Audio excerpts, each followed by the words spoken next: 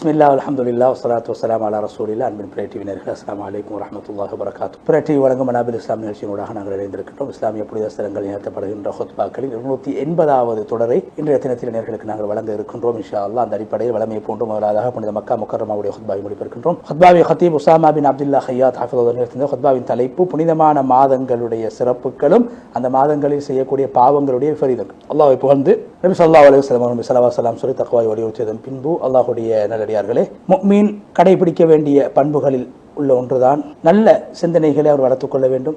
உயிரோட்டமுள்ள சிந்தனைகளை, சிந்தித்து செயல்படக்கூடிய விடயங்களை, அல்லாஹ் ஹராமாக்கிய விடயத்தை ஹராமாக்க வேண்டும் என்ற சிந்தனை, அல்லாஹ் கண்ணியப்படுத்திய விடயங்களை கண்ணியப்படுத்த வேண்டும் என்ற சிந்தனை ஒரு மனிதன் பெறுவது ஒரு மனிதன் உலகத்தில் கிடைக்கக்கூடிய பாக்கியங்களில் மிக சிறந்த பாக்கியங்களாக, தன்மைகளில் மிக உயர்ந்த பாக்கியமாக இருக்கிறது.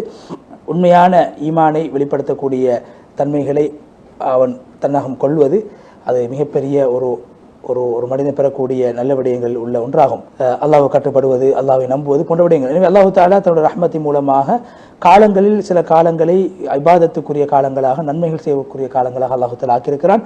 அந்த காலங்கள் அடியார்கள் அல்லாஹ்வுடைய நெருக்கத்தை பெறுகிறார்கள். அதே போன்று அதே மூலமாக அல்லாஹ்விடம் அவர்கள் செல்லக்கூடிய அந்த பாதைக்கு ஒரு சாதனமாக, அந்த பாதையில் ஒரு சாதனமாக, அல்லாஹ் நெருக்கத்தை பெறுவதற்கான சாதனமாக அவ்வாறான விடயங்களை அவர்கள் பெற்றுக்கொள்கிறார்கள். எனவே அல்லாஹு தஆலா புனிதமாக ஆக்கிய மாதங்களில் 4 மாதங்கள் உள்ளன. குர்ஆனில் அல்லாஹ் சொல்கிறான், மாதங்கள் 12. அந்த 12 மாதங்களிலே வானம் பூமி படைக்கப்பட்ட நாளிலிருந்து 12 மாதங்கள். அந்த 12 மாதங்களிலே 4 மாதங்கள் பரிசுத்தமான மாதங்கள். அது அல்லாஹ்வுடைய மார்க்கம், உண்மையான அது அல்லாஹ்வுடைய உறுதியான மார்க்கமாகும். அந்த புனிதமான மாதங்களில் நீங்கள் யாருக்கும் அநியாயம் செய்ய வேண்டாம். சூரா தௌபா 36வது வசனம். அதே போன்று நபி ஸல்லல்லாஹு அலைஹி வஸல்லம் அவர்கள் ஹதீஸிலே, புகாரி முஸ்லிமிலே செய்து வந்திருக்க அபூ பக்ரா ரலியல்லாஹு அன்ஹு நபி ஸல்லல்லாஹு ஹஜ்ஜத்துல் வதாவில் ஒரு பயான் செய்தார்கள். அந்த பயானில் சொன்னார்கள், காலங்களை அல்லாஹ் படைத்த நாளிலிருந்து 12 மாதங்களாக அல்லாஹ் ஆக்கியிருக்கிறான்.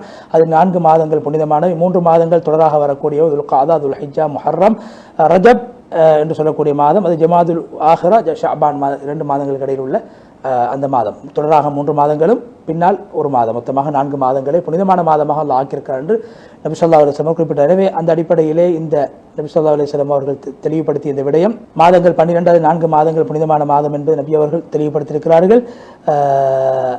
அல்லாஹு தஆலா கூறியது நபி அவர்கள் உறுதிப்படுத்தினார்கள்.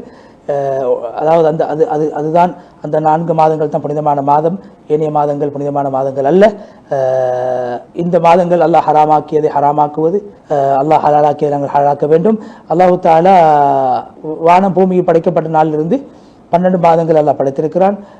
ஜாஹிலியா காலத்தில் அவர்கள் அந்த இஸ்லாம் வாரத்துக்கு முன்னால் அப்படியான புனிதமான மாதங்களை அவர்கள் யுத்தங்களை செய்வார்கள். இந்த மாதத்துடைய கண்ணியத்தை பேணாமல் இருப்பார்கள். இந்த புனிதமான மாதங்களுடைய காலங்களை கூட்டுவார்கள், சஃபர் வரைக்கும் கூட்டி விடுவார்கள்.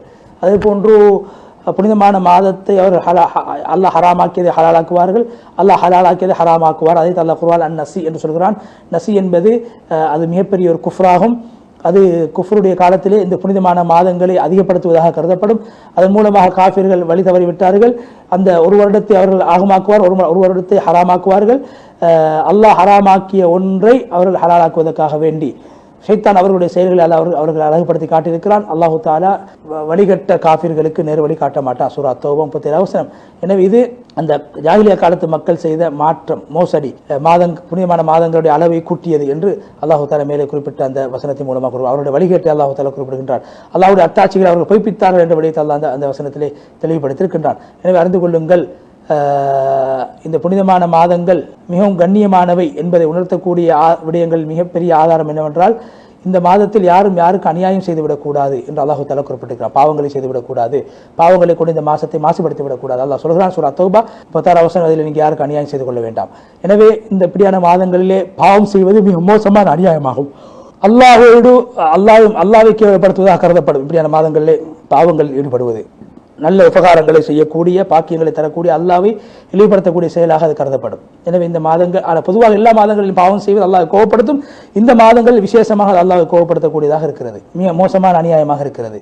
அது இந்த மாதத்தை அற்பமாக கருதக்கூடிய ஒரு செயலாக கருதப்படும். அந்த அடிப்படையிலே பாவங்கள் எப்படி இந்த மாதத்தில் பாவங்கள் மிகப்பெரிய அநியாயமாக கருதப்படும், அதே போல இந்த புனிதமான பூமியில் செய்யக்கூடிய பாவங்களும் அதுக்கு பல மடங்கு பாவங்கள் வழங்கப்படும், இந்த தீமைகள் வழங்கப்படும். சூரா அல் ஹஜ் 25 அல்லாஹ் சொல்கிறான், யார் இந்த பூமியிலே ஒரு அநியாயம் செய்ய நாடுவார்கள் அவர்களை நாங்கள் கடுமையான தண்டனைகளை கொண்டு அவர்களை சோதிப்போம், அவர்களை நாங்கள் தண்டிப்போம்.